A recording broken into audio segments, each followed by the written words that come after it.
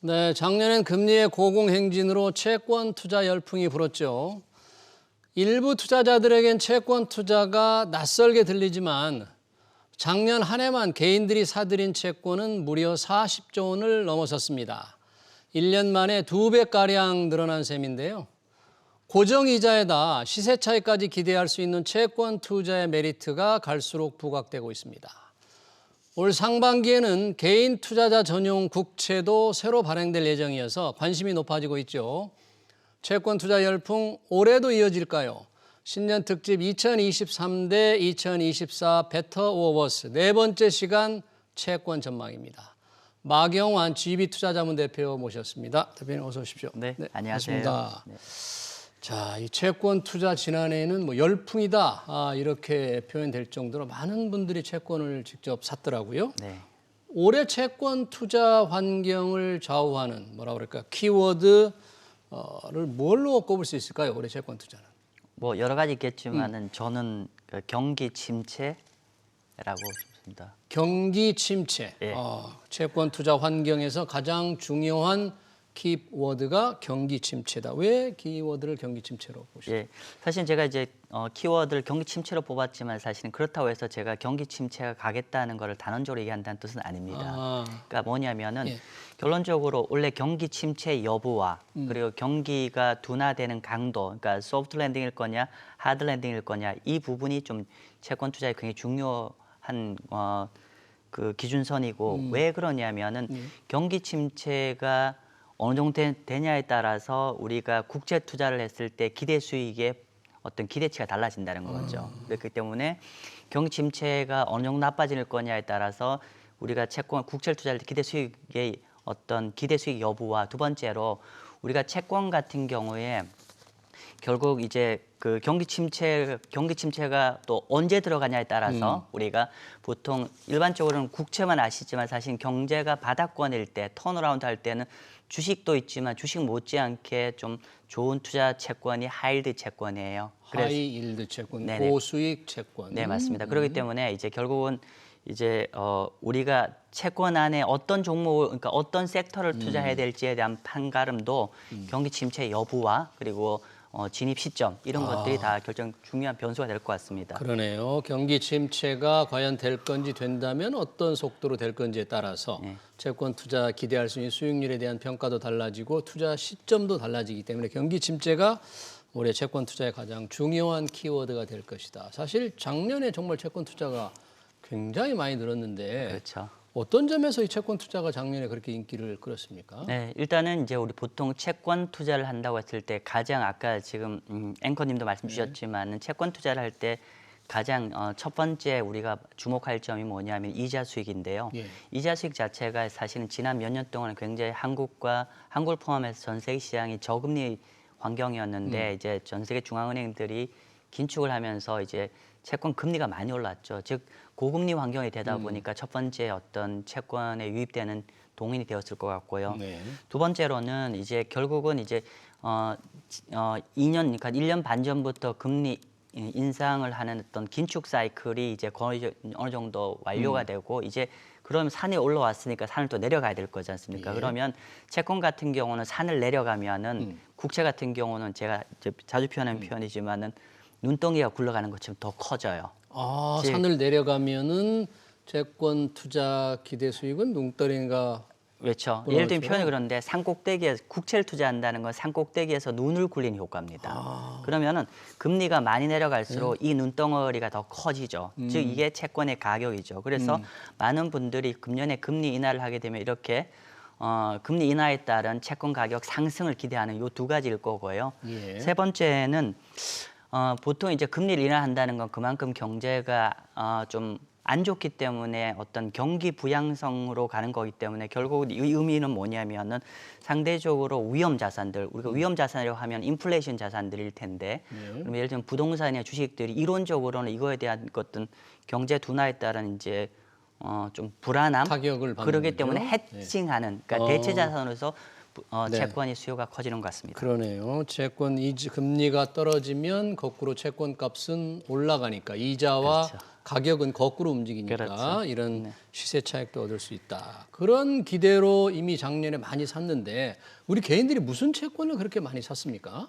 주로 이제 보통 채권이라 하면 사실은 이제 그 크레딧물로 굉장히 이제 등급별로 많은데 실제로 이제 작년만 하더라도 이제 경기 침체 우려감이 굉장히 증폭되기 때문에 이럴 때는 통상적으로 가장 안전한 국채 위주로 매수를 하게 되는데 국채. 그렇죠. 예. 그래서 작년 안에 주로 다 매수한 거는 뭐 우량 채권이라든지 등급이 낮은 채권이라기보다는 국채 중심으로 한국채나 미국 채권을 굉장히 많이 샀다는 거고요. 특히나 국채 중심. 이게 좀 약간 양분되는데요. 예를 들면은 우리가 약간은 이제 고소득층이라고 해야 될지, 그러니까 종합과세 같은 것들에 고민이 있는 분들 같은 경우는 개별 국채, 그러니까 한국 국채나 미국 국채를 통해서 매각 차익을 좀 비과세를 누리는 쪽으로 수요가 몰렸고요. 채권을 팔아서 얻는 차익에는 세금이 붙지 않는다. 맞습니다, 맞습니다. 그리고 약간은 소액 투자자나 젊은 투자자들 같은 경우는 이제 거기도 마찬가지로 국채를 투자해야 되는데 금액이 좀 작다 보니까 상대적으로 이런 분들은 채권 ETF를 통해서 자금이 많이 들어왔었죠. 채권 ETF, 예. 채권 상장 지수펀드, 채권을 맞습니다. 활용한 상장 지수펀드. 그러면 채권을 직접 국고채를 사기도 하고, 그렇죠. 채권 ETF도 사기도 하는데 두 가지의 뭐 장단점이 있을 것 같아요. 좀 다르죠? 어떻게? 네, 맞습니다. 개별 채권, 그러니까 우리 보통 개별 채권과 채권 ETF는 사실은 장단점이 어떻게 보면 딱 상호 보완적입니다.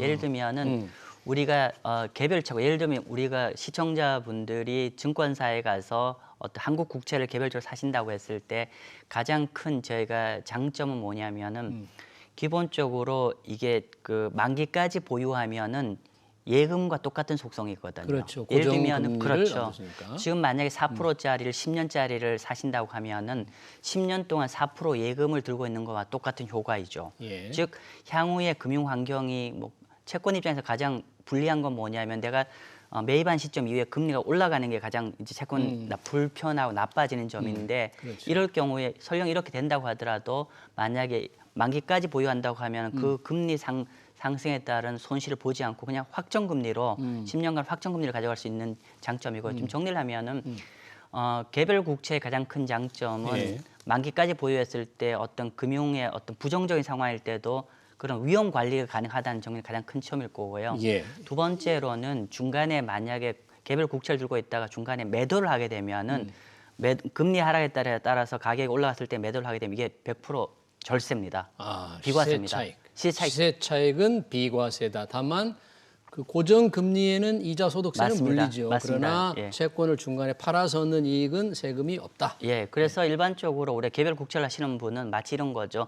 확정 예금을 몇 년짜리를 들고 있다가 나한테 우호적일 때만 판다 이 컨셉입니다. 그러니까 그렇군요.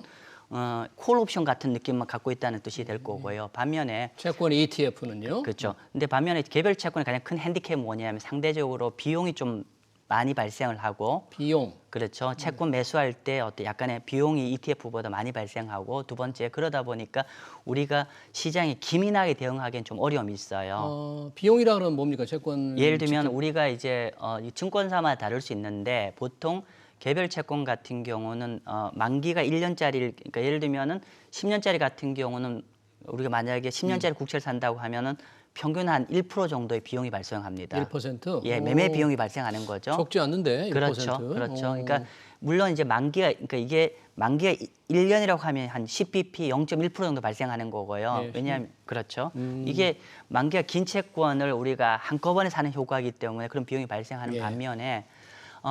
반면에 여기에 핸디캡인 요 비용 부분이라든지 어떤 매매 편의성이 떨어지는 부분은 채권 ETF로 가는 순간 비용은 한 0.3에서 0.25 정도로 비용은 굉장히 절감되고 또 채권 ETF는 우리가 어떤 거래 편의성이 있죠. 근데 그렇죠. 채권 ETF의 핸디캡은 방금 말씀드린 개별 채권의 장점은 또 못 누린다는 거죠. 세금 면에서. 세금 면도 있고 두 번째로 어떤 향후에 채권에서의 가장 큰 리스크는 지속적으로 금리가 뜨는 리스크인데 개별 채권 같은 경우는 그럴 경우에 만기까지 보유하면 예금처럼 확정금리, 확정이자를 가져갈 수 있는 반면에 개별 채권 ETF, 그러니까 채권 ETF는 그 베네핏을 취할 수가 없다. 알겠습니다. 개인들이 많은 채권 ETF도 이런 걸 좀 관심을 갖고 비용을 좀 절감할 수 있다. 일반 그냥 국채 사는 것보다 비용 절감 효과가 있다. 이걸 네, 다르게 맞습니다. 좀 보면 될 것 예. 같네요. 자, 이 금리의 변화, 금리가 하락하면 채권값이 오르니까 이 채권 투자 시세 차익이 괜찮다. 그래서 이제 작년에 채권을 많이 샀는데 맞습니다. 올해는 과연 작년과 비교했을 때 그러면 채권 투자 환경 더 좋을 것이다? 아니면 작년만 못할 것이다? 우리 마경환 대표님은 어느 쪽을 좀 들 수 있겠습니까? 네, 저는 그러니까 작년보다 채권 투자 환경이 좋을 것이다. 네, 맞습니다. 작년에 그렇게 채권 투자가 괜찮았는데 올해 더 좋을 것이다. 뭐 네. 금리가 그렇게 좀 많이 떨어진다 그런 얘기입니까? 네. 일단은 이제 제가 사실은 이제 작년에 생각보다 작년에 채권 투자를 많이 하셨던 분들의 어떤 기대감은 뭐냐면은 2023년이 글로벌 경제가 경기 침체 내지 확실히 둔화가 될 것이고 그래서 그 기대감 때문에 작년에 들어간 게 좀 많았죠. 근데 실제로는 작년에 이 기대만큼 경제가 둔화가 되지 않았죠. 그리고 생각보다 긴축 사이클이 더 오래 갔었죠. 금리의 높은 수준이 계속 유지가 됐다. 그렇죠. 중앙은행 금리가 됐는데 근데 이제 작년에 어떻게 보면 그런 기대감 때문에 많이 들어갔는데 그 기대감들이 제가 금년 더 좋다고 생각하는 이유는 뭐냐면 그 기대감이 금년에는 실현될 거라 보기 때문에요. 실현될 거다. 첫 번째로는 예. 상대적으로 작년보다는 금년이 거의 모든 컨센서스를 보면 경제가 둔화가 된다는 거죠. 우리가 예. 소프트 랜딩이 될지 아니면 경기 침체가 될지는 우리가 거의 다 비교가 달라지지만 적어도 작년 레벨보다는 분명히 더 낮은 레벨의 경제가 갈 것이고요. 두 번째로 채권할 때 가장 중요한 포인트 중에 하나가 인플레이션입니다. 예. 인플레이션이 작년만 하더라도 조금 꺾긴 꺾였지만 여전히 우리가 아직은 연준의 타겟보다는 또는 한국은행의 타겟보다는 금리가 아직 높게 있었는데 네. 현재 어떤 추세를 본다고 하면은 인플레이션 추세가 확연히 아마 금년 연말 정도 되면 FRB의 어떤 타겟 레이트 존까지도 충분히 도달할 거라 보여지고 있고요. 그래서 물가와 경제 물가는 하락하고 경제는 둔화될 것이고 그러면서 이제 가장 중요한 거는 작년까지는 어떤 긴축이 되었고 이제 하반기에 이제 멈췄는데 금년에 어떤 시점은 좀 사람마다 다를 수 있겠지만 어쨌건 간에 금년에는 이제 인하 쪽으로 들어갈 거기 때문에 이 모든 사이클은 사실은 채권 시장 전체는 굉장히 우리가 우호적인 환경이 될 수밖에 없다라고 봅니다. 그러네요. 작년엔 금리 인하에 대한 기대감이 좀 높았지만 올해는 실제 이루어질 것이기 때문에 채권 투자 환경이 작년보다 좋아질 것이다. 베터로 전망을 하셨고요. 근데 일각에서는 사실 미국의 시장 금리가 작년 말에 좀 큰 폭으로 떨어졌잖아요. 기준금리를 높은 수준을 유지하고 있지만 떨어졌기 때문에 너무 빨리 떨어졌다. 작년 말에. 그래서 당분간 다시 이게 돼 올라가지 않을까 하는 우려 때문에 지금 채권 투자 시점 적절하지 않다. 이렇게 보는 분도 있던데 어떻게 예상하십니까? 예. 뭐 일단은 우리가 그 부분이니까 우리가 시장을 바라볼 때 단기적 전망과 한 1년 정도에 대한 한 1년 정도 호흡으로 봤을 때 그게 좀 갈릴 것 같습니다. 예를 들면은 한 1년 정도, 그러니까 금년 연말을 본다면 분명히, 그러니까 분명은 아직 한 건 없겠지만은 제 개인적 견해는 분명히 한국과 미국 모두 다 현재보다는 국채 금리가 레벨이 더 아래에 있을 거라 봅니다. 그러면 현재보다 국채금리 레벨이 더 아래로 간다는 거는 국채 가격이 더 올라간다는 뜻일 것이고요. 그러면 그런 측면에서는 당연히 여전히 좋은 환경인데 단지 우리가 한 1, 4분기 정도만 본다고 하면은 최근에 작년 10월 초를 고점으로 해서 금리가 너무 드라마틱하게 많이 내려왔죠. 그런 측면에서는 이제 어떻게 보면 시장을 조금 가야 될 걸 좀 당겨서 간 측면이 좀 있다고 보여집니다. 그렇기 때문에 그리고 특히나 이제 제가 시간이 허락될지는 모르겠지만은 시장에서 최근에 금리가 내려간 이유는 뭐냐면은 연준의 FRB의 공식적인 점도표보다 현재 시장이 그렇죠. 더 빠르게 금리 인하를 예측을 하고 기대를 있으면서 많이 하고 있으니까. 시장 금리가 내려온 측면이 있는데 제가 봐서는 일정 부분 이 부분은 조금은 되돌림이 갈 거라고 보기 때문에 알겠습니다. 그렇다고 하면은 현실적으로 단기적으로는 약간 금리가 현재 레벨보다 올라갈 여지가 있고 그러나 중장기적으로 보면 금리 내려갈 수 있기 때문에 그러면 제가 투자자분한테 드리고 싶은 팁은 일단 한 발은 담그시라. 한 발은 그래도 담그시라. 단기적으로는 금리가 다시 되어올릴 수도 있지만 한 발은 담그시라. 좀 담그고 싶은 채권 투자 관심 있는 분들 그러려면 뭐 채권 아까 여러 가지 뭐 국채도 있고 여러 가지 채권을 말씀하셨는데 어떤 채권에 좀 관심을 가져야만 할까요? 사실은 금년에는 전 표현이 그런데 금년은 채권 세상일 것 같습니다. 아, 채권 세상이다. 네. 작년에 채권 열풍이었는데 채권 세상이 된다. 네. 예. 왜냐하면 이런 겁니다. 그러니까 작년만 하더라도 사실은 진정한 채권 세상을 얘기하기 어려웠던 게 뭐냐면 우리가 투자할 수 있는 어떤 채권이라는 게 국채밖에 없었습니다. 네. 근데 금년에는 국채뿐만 아니라 하이드나 이머징 마켓 채권도 우리가 금년에 다 관심을 가져야 될 채권이다. 그러면 봅니다. 국채만이 아니라 이제 채권 세상이라고 하니까 방금 하이 일드 채권을 말씀하셨잖아요. 네.